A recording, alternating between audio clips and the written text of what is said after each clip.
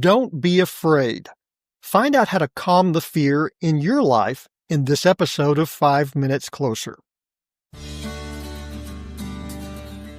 I'm Vaughn Weatherford, and this is 5 Minutes Closer.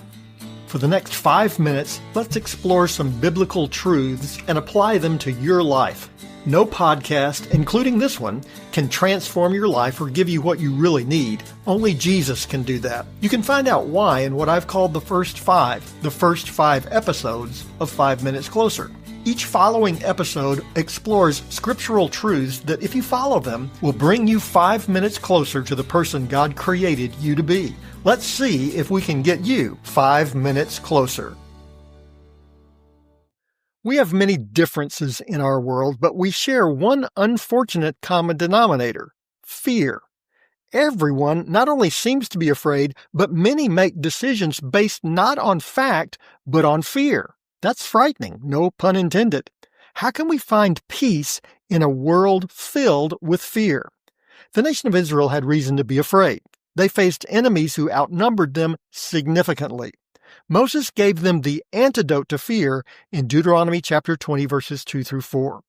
And when you draw near to the battle, the priest shall come forward and speak to the people and say to them, Hear, O Israel, today you are drawing near for battle against your enemies. Let not your heart faint. Do not fear or panic or be in dread of them, for the Lord your God is he who goes with you to fight for you against your enemies, to give you the victory.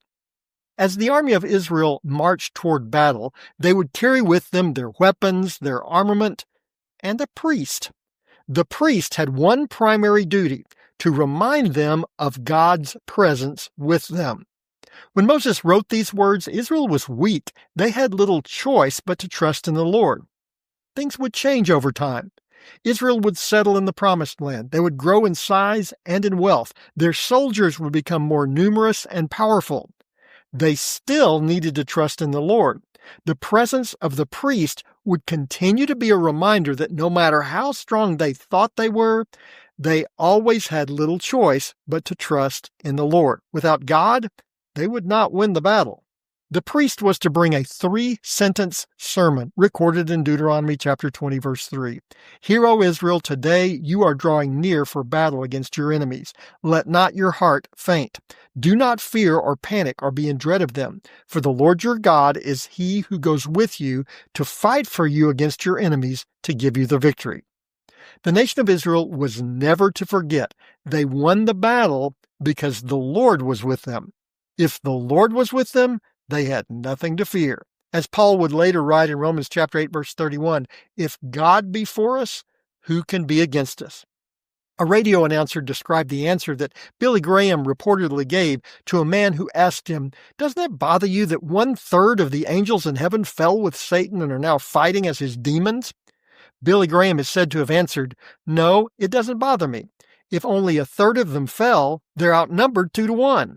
Now, I don't know if Billy Graham actually said that, but I am sure that he wrote this in his book entitled Angels. Billy Graham wrote, The hosts of heaven stand at attention as we make our way from earth to glory, and Satan's BB guns are no match for God's heavy artillery.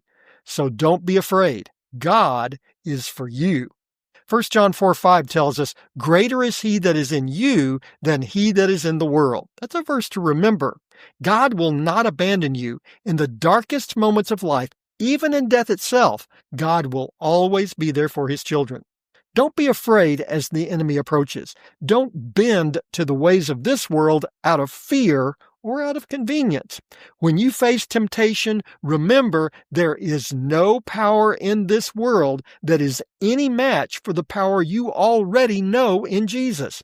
When times of struggle come, remember, for the Lord your God is he who goes with you to fight for you against your enemies, to give you the victory. Don't fear, because now you're 5 minutes closer.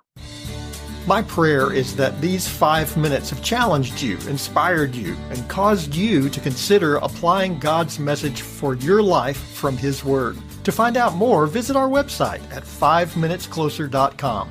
Join me next time to see if we can get you 5 minutes closer.